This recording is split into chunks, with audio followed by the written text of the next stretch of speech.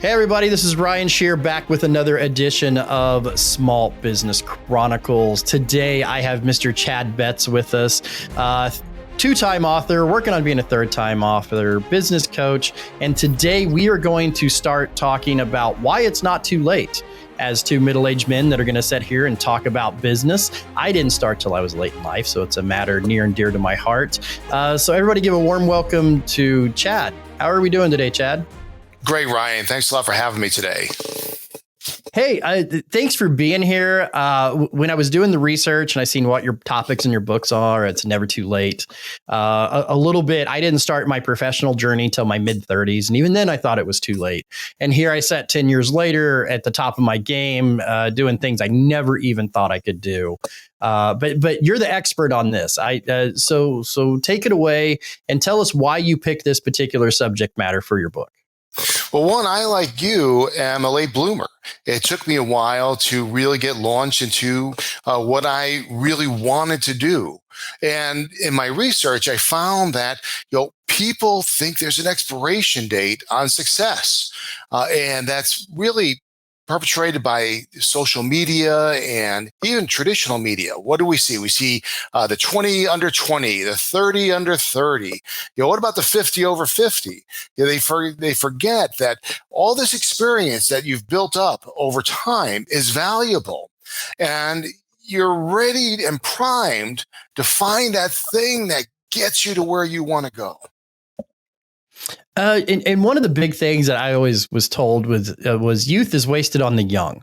Not that young people out there and they're not blazing a trail and they're not doing amazing things. But you're right. The 40 over 40, 50 over 50, there's a certain amount of experience that goes with just being alive that long that is beneficial and can get you where you want a little bit quicker than I think a 20 or 30-year-old would get there. So give me a little bit of history. What did you do before you got into business? What was your precursor to your late blooming? I've always been in business, but it's always been that fear. I'm not ready to take that next step. Getting stuck in the planning trap. I will get there. I can do that. I need to take that next class. I'm not ready to take that jump. So it was more of that some people call it imposter syndrome. Sometimes it's just self-doubt, but it's that little voice inside that says, you're just not ready. And when I wrote my first book, and I got that done, and believe it or not, the lesson came from the criticism, and being able to accept that criticism made me realize that I had to be vulnerable. And I read Brene Brown's Daring Greatly, and that really opened me up to realize failure is okay. I can try, and if you fail, you're falling forward. You're actually still getting towards your goal. That failure is part of the plan. And once I realized that, that's when I knew I can go and achieve the things I wanted to achieve, like writing the books, like going out and doing public speaking, coaching CEOs. That is, the thing that opened the door to open myself up to that criticism and learn from it and move forward. I always call it failing upwards. Is what I always called it, because I would get nervous about. So a little bit of my background is I dropped out of high school when I was 16. I became a factory worker, then a truck driver. And then I started doing some podcasting, and that kind of shifted me into marketing. I figured out if I could do the marketing, I could pocket more of the money. So then I just started learning more marketing, doing more things, educating myself and getting to where it was. But you know how many times I made an ass of myself, or I did the wrong thing, or I took the wrong class, or I applied it the wrong area. But that's just as much knowledgeable information as the right thing. The whole Thomas Edison thing of it took him 100 tries to make the light bulb because he didn't fail 99 times. He found 99 ways not to make a light bulb. And you're right. That fear of failure and imposter syndrome can just be crippling. Yeah, and there's so many critics out there, and it's all how you react to it. In the beginning, when I first started putting content on LinkedIn and other venues, if someone criticized it and I thought, oh, wow, that's wrong, I would actually take it down. But now I just respond to it. And if they're right, if there's a misspelling in there, I acknowledge it, I thank them and move it along. And actually you can't see it because it's off screen, but I have Theodore Roosevelt's The Man in the Arena posted right here on my wall. So whenever I start feeling that, they're out to get me, I could read this, and it's he who actually strives to do the deeds, not the person who criticizes. And that inspires me. So what I do, because imposter syndrome doesn't go away, it's how you manage it. Recently, I seen a picture of Vin Diesel, and he's very overweight, with a beer gut, and he's pale.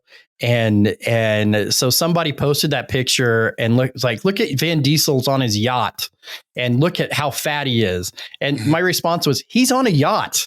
It doesn't matter. Like people are to the side. They're always going to criticize you for something. And it doesn't matter what that is. And especially if you do public speaking, if you do anything out in the open, anything in the public. When I was just a radio DJ and I'm like, hey, here's David Bowie singing some stuff, there wasn't a whole lot of fear there. But when I stepped on stage the first time to do a marketing seminar, and I could be wrong, you can be wrong. And you're right. You have to acknowledge those and you have to learn from those. But that it's a definite fear difference in I'm doing what I'm comfortable with, but now I'm exposed and saying things people can attack. Mm-hmm. In my second book, The Second Mouse Gets the Cheese, I talk about the isolation trap, where we try to address things ourselves when we feel alone. And when we get that criticism, it hits us. Whereas if you're able to build a mastermind group, and that's not my idea, that's Napoleon Hill from, I think, the 1920s. And, to build that group around you of people you trust, who you can exchange ideas with, and will tell you how it is. Like I was talking about the late bloomer getting the criticism there, I gave it to people I trusted. And when I asked for the criticism, I wanted it. When I got it, not so much, but I had to tell myself that they are helping me.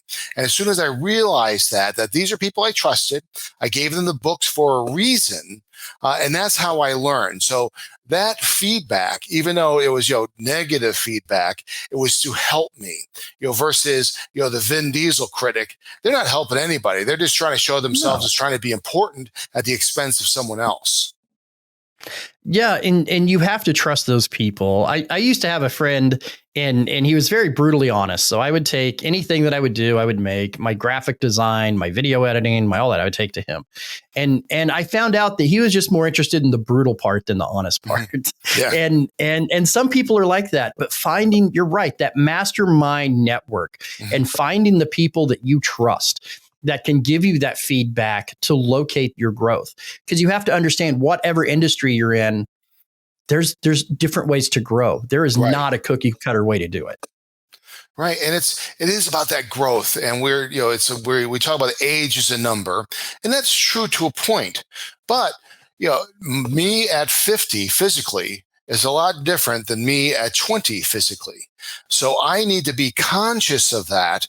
So let's put it this way. If I had gone out drinking last night and I had this podcast this morning, I would not be coherent, whereas I may have been in my 20s. So those are all things we have to be cognizant of. We have to be a little bit more cognizant of fitness, and not because, people are going to criticize because, we're fat. I mean, I'm fat and that's life, but I have a level of energy. It's hard to say you're a high energy individual if you get winded walking up the stairs. So that's the thing you have to be cognizant of when you get older. So there's a few more maintenance items. There's, keeping up with the times. Before we got on, we're joking around mute buttons and, finding the right microphone to be online.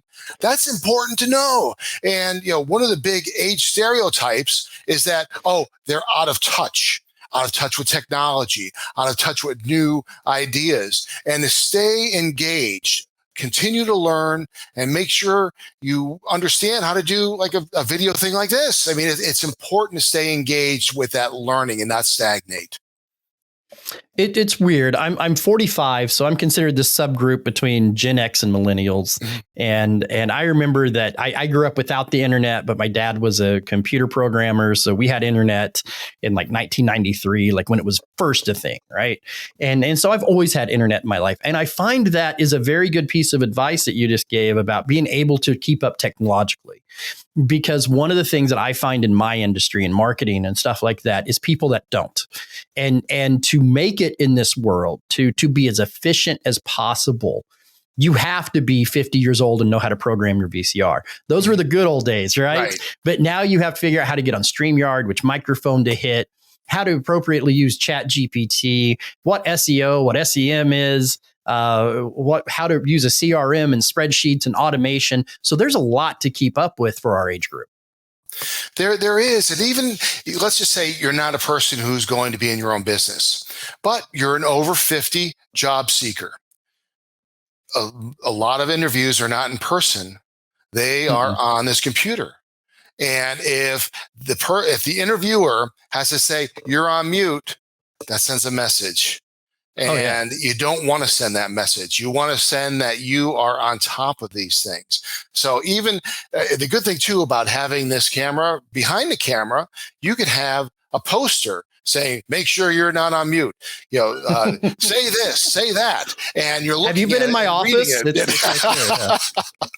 But that's the benefit of this camera, and the camera opens you up to the whole world. Whereas like we were talking about public speaking, I've presented in Singapore, in Saudi Arabia, and in Malaysia without getting on a plane because of this little device here. It's an amazing thing. And probably pants were optional as well. So that's right, especially in the summertime. It's a Zoom wear. You have the business upper, and you have the gym shorts lower. That's right. That's and one of the things that I wanted to touch on is we're of a similar age, and back in the day, if you were a job seeker, I was charming enough that I could saunter in an office and BS somebody into giving me a job. That's just how life worked back then. But that doesn't work that way now. And you're right. Little things like mute button, not being engaged, having bad internet. There's such a weird new set of markers to living in this online world and being of the age that we are. And it takes training. It takes learning, knowing how to switch the microphone on, typically it's Zoom or Teams, but in this case on StreamYard, how to look at the camera. Our instinct is to look at the person we're talking to. But if I were to do that, I'm looking down here and it looks like I'm reading something. I'm not paying attention, where looking at the camera is eye contact. And that's incredibly important to make that connection, because especially in an interview or in a presentation, eye contact shows that you're engaged. And if you're looking over here or down here, or over there, people don't think they're engaged, that you're engaged. So they're going to fade away. So it's really important to know these little things and to read about it and take classes to do it well. And just a little addendum to that, if you have kids that are technologically advanced, and don't just say, hey, Billy, come do this for me. Say, hey, Billy, teach me how to do this. Exactly. They were raised in that. They were in there. It'd be amazed at the people my age in marketing that I start going SEO, SEM, blah, blah, blah. And their face just glazes over. And I'm like, it's not an option to know certain things in this day and age. It's just not. So let's move on to the next chunk. So we've kind of talked about we have to be a late bloomer. You got to get over your imposter syndrome. You got to rely on your experience. You got to do a little work technologically to just advance yourself. What would be next? What would be your next piece of advice for somebody trying to get out there or trying to overcome that? Staying up on your industry trends. Making sure you know what's happening in the industry at all times. Whether you're running your own business and you need to look for new customers, whether you're a corporate person and need to know what's happening in the industry. And it's so easy these days to do it. You can set up Google alerts. And the Google alerts will search the web for all different content to give it to you. Like right now, I'm consulting with people who make and service loans. So one of my Google alerts is on non-performing loans. And I find that I get things from other countries as well. So now I know that, lending in New Zealand and other Pacific nations, there's a lot of defaults. And that's interesting for the people I am talking to. So being able to know what's happening, being connected, and doing trend analysis, be able to speak to where your industry is going. That's very important. Just staying up on that information. And like we said, using that technology, because when you're consulting, whether you're marketing, whether you're going into e-commerce or e-business, all of this changes rapidly. Mm-hmm. Me and my kid were having a discussion this morning, and they are 19. And I thought this was funny. They're 19. My next step down kid is 10. And me and my 18-year-old was having a discussion about being older and how we look at kids just being weird. And they told me, he's like, yeah, the 10-year-old's weird to me now. So that's how quickly things change. From 1700 to 1800, not a lot of going on. From 1800 to about 1890, not a lot going on. This technology that we have, we're literally wrapping out progression at a record rate. And if you do not stay up on your business trend, because all of these businesses now are built on those trends, those technologies, and everybody being just as informed as you make yourself. It's true. It's like I was looking at a post online, and it was funny. It was about a father telling their child how Netflix used to mail the movies to them. And then the kid got the old voice on, yeah, back in the day, they used to mail the internet to you, but those things change all the time. And now with people are afraid of Chat GPT and that it's going to take jobs. And it possibly will. That's why you need to learn about it. It won't necessarily eliminate jobs, but it will eliminate jobs for people who don't know how to use it. Lawyers aren't going to be replaced by Chat GPT. Marketers aren't going to be replaced by Chat GPT. Lawyers and marketers are going to be replaced by lawyers and marketers that utilize and use Chat GPT. Exactly. And you can make yourself so much more efficient. Chat GPT, they talk about students using it to write papers. And that's actually a poor use of it, not because it's cheating. Of course, that's bad, but because it really only gets you 80% of the way there. You still need that experience and that knowledge in order to put it together. But for leveraging your time to get a presentation or an article or something else, 80% of the way there, and then using your expertise to bring it to that 100% high quality, how many more assignments can you do? How much more money can you make? How much more can you achieve because you're using the tools that make you more effective? And that's right. And one of the things, like you said, I'm kind of got that I got mixed emotions about being used in school. One, people need to know how to use it. It's good to start early. But two, you're right. A lot of the things that Chat GPT puts out first draft is not great. So you have to use that writing experience, that textualization, that formatting, the outlines and stuff like that to fix it. So if you teach them in school that Chat GPT is correct, that's not a good thing. And that's where, like I said, our experience comes in there. How many papers have we written? How many presentations have we done? So when we go in for Chat GPT, when we go in and use Chat GPT, we know how to arrange that and move that. And that's our experience. That's our gray hair talking is what that is. And the kids need to do that too. It's like when I was teaching my kids to drive, my car had a backup camera and I had my older car did not. So I trained them on the older car.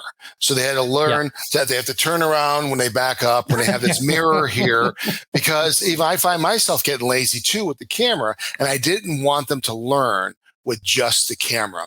And it's the same with a Chat GPT or anything that's a tool. You should be able to do it without it, and that gives you that experience. So when you do it with it, you have now multiplied your ability to get things done rather than gaining a crutch. Oh, absolutely. One of the things that I want to ask your opinion on, as somebody that started late, so you were kind of always in business. I wasn't, but I used a lot of YouTube and a lot of resources out there also to keep up. new technologies. My path to marketing was graphic design, video editing, and then I learned the digital marketing side of it and all of that. How valuable do you find experts like yourself, YouTube, and those resources? I use them all the time. Like my parents have a Subaru Forester that I still have trouble helping them fix their clock. So I have to go on YouTube each time to do it. But that's still, it's like, it's okay that it's not up here. You don't have to have everything up here. It's like, when we're talking about, knowing technology, you don't have to be an expert. Everything is right at your fingertips if you know how to search for it. And in fact, I would say not to keep it up here, to have what you really, what's your highest and best use? What do you do best? And keep that up here. Keep everything else in your reference library.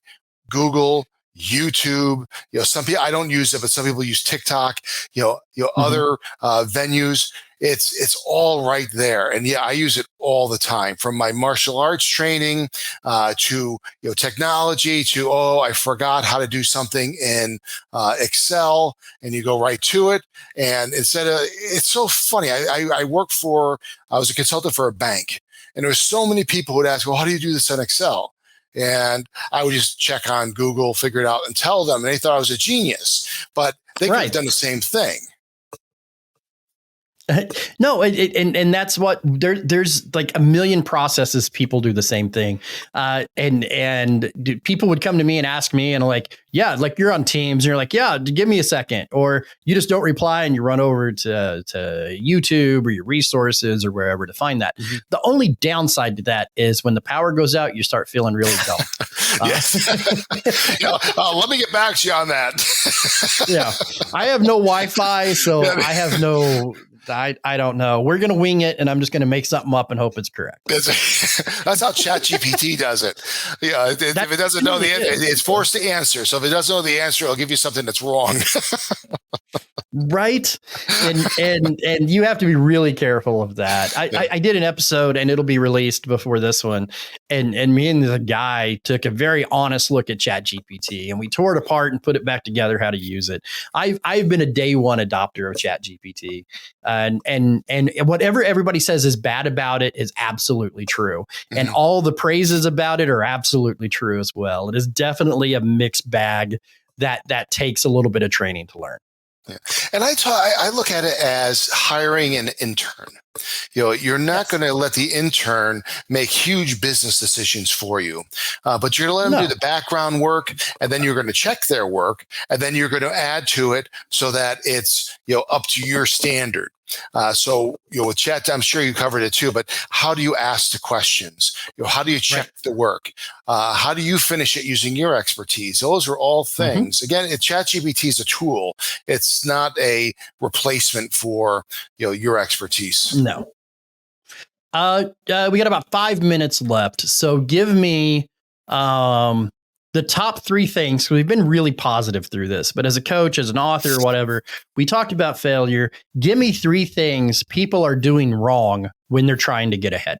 When they're a late bloomer, when they're ready to set out, what are the 3 biggest mistakes you see people like us make when they're trying to do it? In The Second Mouse, my second book, I find there's 3 traps. The first trap is the mediocrity trap, where things are okay. I don't have to improve because it's okay. And we get stuck in that middle. We're not failing, but we're not achieving our goals. We're just okay. And that's a big trap.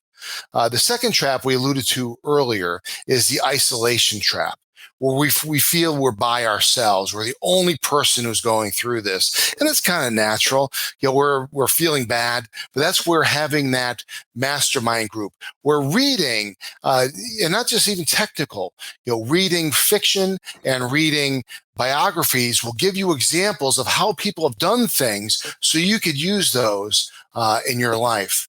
And the last one, this is a relatively recent one, is the artificial life trap. where we kind of get stuck online.